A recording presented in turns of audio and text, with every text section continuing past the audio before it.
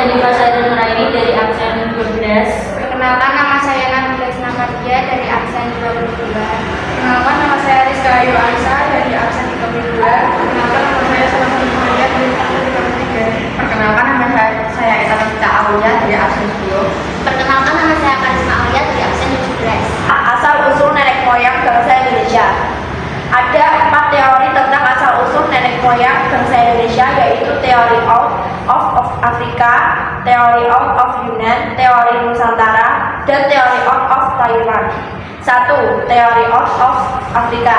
Menurut teori of Afrika, nenek moyang bangsa Indonesia berasal dari Afrika, tepatnya di Tanduk Afrika atau di daerah-daerah yang sekarang mencakup negara Somalia, Ethiopia, Eritrea, dan Djibouti. Mereka menyebar ke seluruh penjuru bumi sejak kurang lebih 200.000 tahun yang lalu, baik melalui jalur laut maupun darat. Diduga kuat migrasi keluar Afrika disebabkan krisis pangan, terutama karena kekeringan dan berkepanjangan. 2. Teori of Yunan.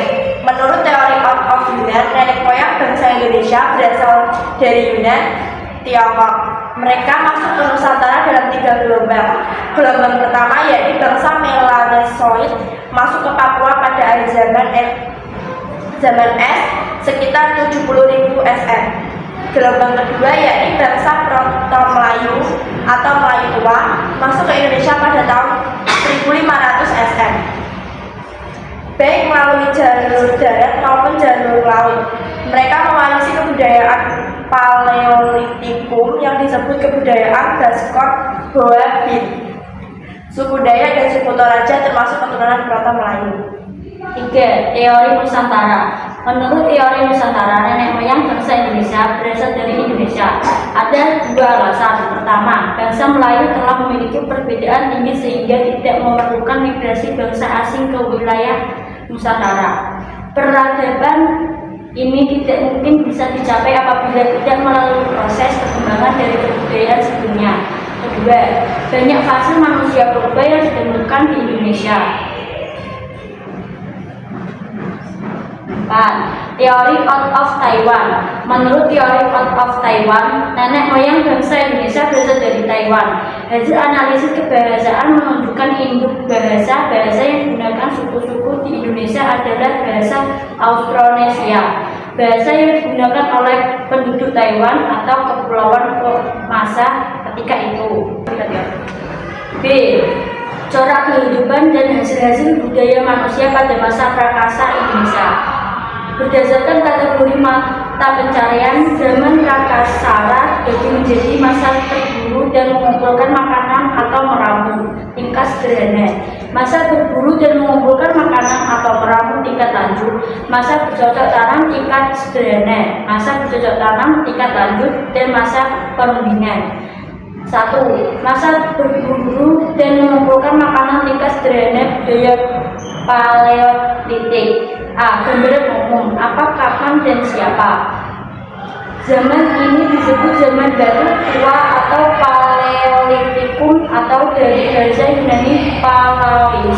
Zaman batu tua atau Paleolitikum dari bahasa Yunani Palaios yang berarti purba dan litos yang berarti batu, karena alat penunjang utama untuk berburu dan mengumpulkan makanan sebagai besar terbuat dari batu yang masih kasar atau belum diasah atau dihaluskan. Masa ini diperkirakan terjadi antara munculnya manusia purba pertama sampai sekitar 2000 tahun yang lalu atau kala Pleistocene. Manusia purba yang hidup pada masa ini diyakini terbesar di berbagai tempat di muka bumi. Di Indonesia pada masa ini hidup manusia purba jenis Meganthropus, Pithecanthropus, dan Homo. Penemuan berbagai jenis manusia purba itu tidak terlepas dari penelitian yang dilakukan para ahli paleontologi Belanda, di antaranya Eugen Dubois 1858 sampai 1950 dan G.H.R. Van Kongswol 1902 sampai 1982. Baca. B. Corak kehidupan sosial ekonomis sebagaimana diungkapkan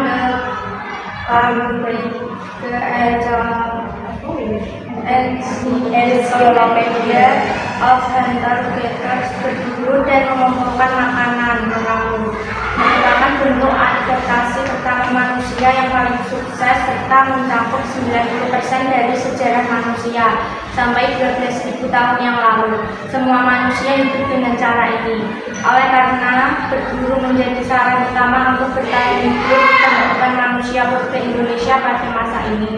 Sejak Pithecanthropus sampai Homo sapiens bersifat nomaden atau pindah-pindah dari satu tempat ke tempat lain mengikuti gerak hewan, buruan, serta sumber air. C. Hasil-hasil budaya. Mereka tidak berburu dengan tangan kosong, tetapi menggunakan alat tertentu.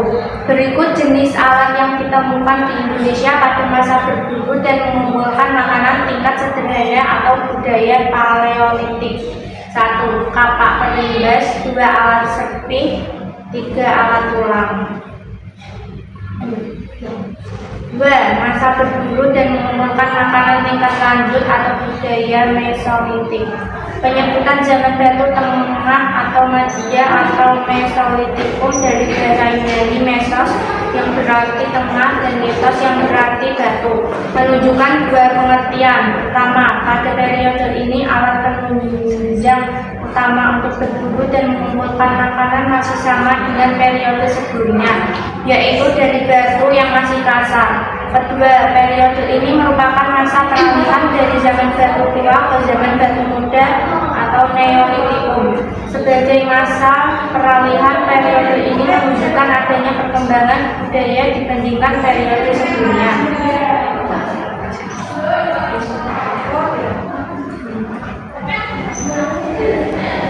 Corak kehidupan sosial ekonomi. Sistem kepercayaan. 1. Animisme.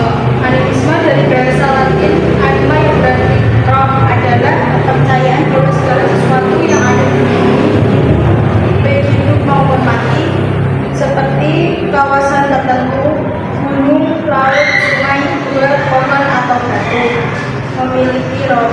Manusia mesti berhubungan baik atau menghormati roh itu dengan cara melakukan acara pemujaan atau memberi sesaji.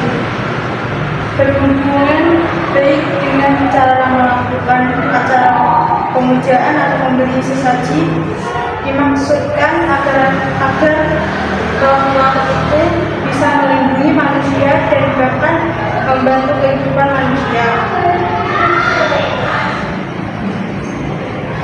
2. Dinamisme. Dinamisme dari bahasa Yunani kekuatan atau daya adalah kepercayaan bahwa benda-benda di sekitar manusia memiliki daya atau kekuatan gaib yang mampu memberikan manfaat ataupun bahaya bagi manusia. Benda-benda suci itu mempunyai sifat yang luar biasa, baik karena kebaikan maupun karena keburukannya, sehingga dapat memanfaatkan pengaruh baik atau keburukan. 4.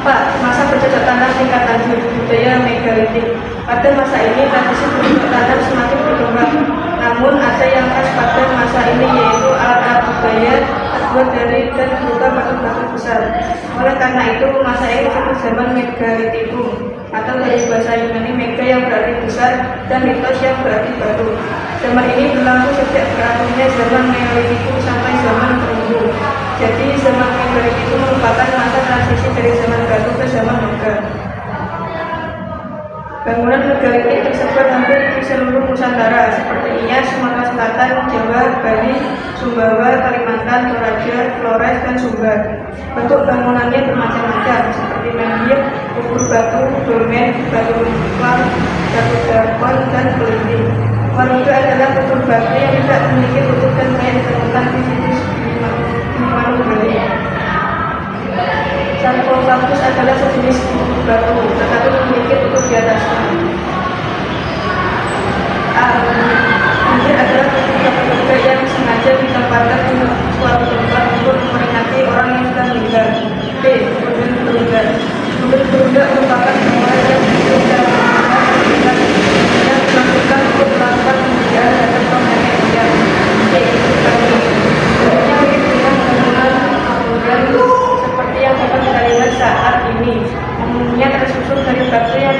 atas 2 sisi panjang dan 2 sisi lebar. D. Dolmen. Dolmen merupakan bangunan megalitik yang memiliki banyak bentuk dan fungsi, misalnya sebagai pelindung roh atau tempat saji pada saat upacara. E. Arca batu. Arca batu banyak ditemukan di beberapa tempat di wilayah Indonesia, di antaranya adalah di Pasaman atau Sumatera Selatan dan di Sulawesi Tenggara. Bentuk arca batu dapat menyerupai hewan atau manusia dan ciri Mexico, suatu tempat yang khusus dimaksudkan untuk keperluan pemujaan semacam itu terdapat di Pasir Angin, sebuah bukit yang terletak di dekat Leuwiang atau Jawa Barat. 5. Zaman perundingan atau zaman modern.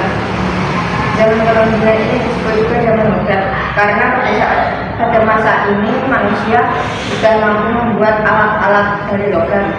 Adapun orang yang membuatnya disebut kaum industri, yaitu golongan yang terampil atau ahli untuk melakukan pekerjaan tangan. Hasilnya kata industri adalah sebutan bagi arsitek tradisional di Bali. B. Corak kehidupan sosial ekonomis. Masa untuk kepercayaan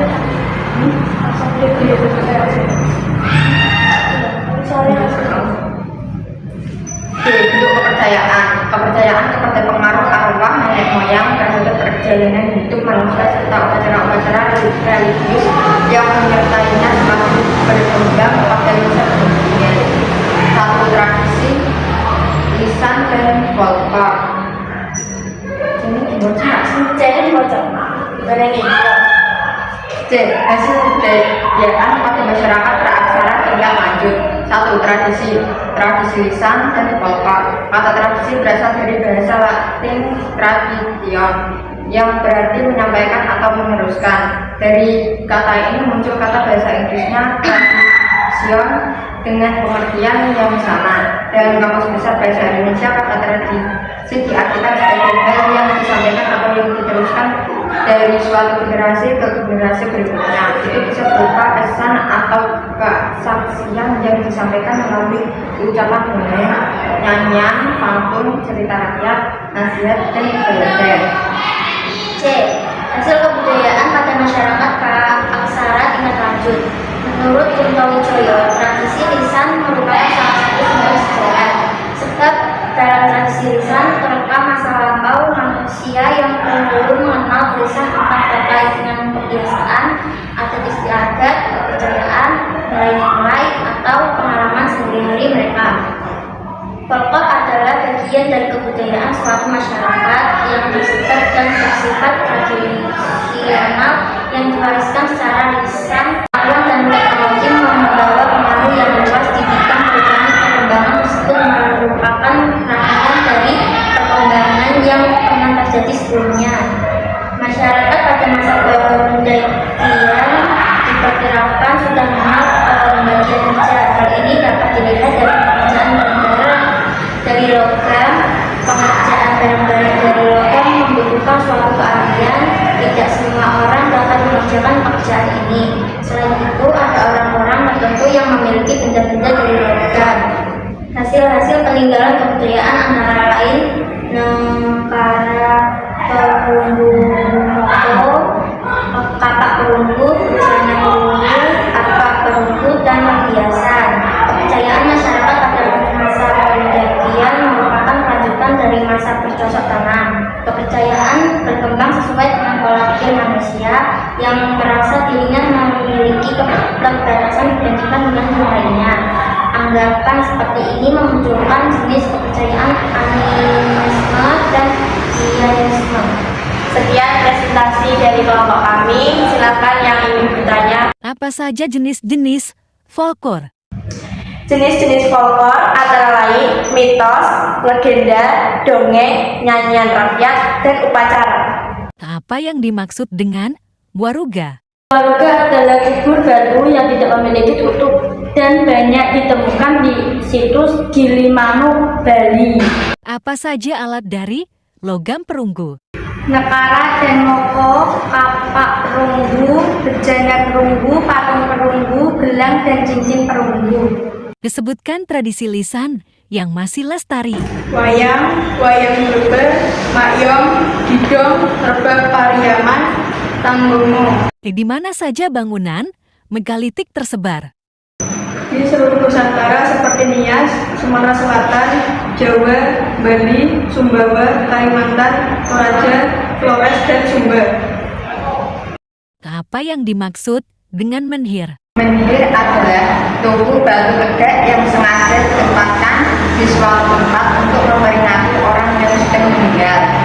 Kapan munculnya manusia purba pertama kali sampai ke Indonesia? Munculnya manusia pertama kali sekitar 12.000 tahun yang lalu atau kala Pleistocene. Sekian presentasi dari kami. Wassalamualaikum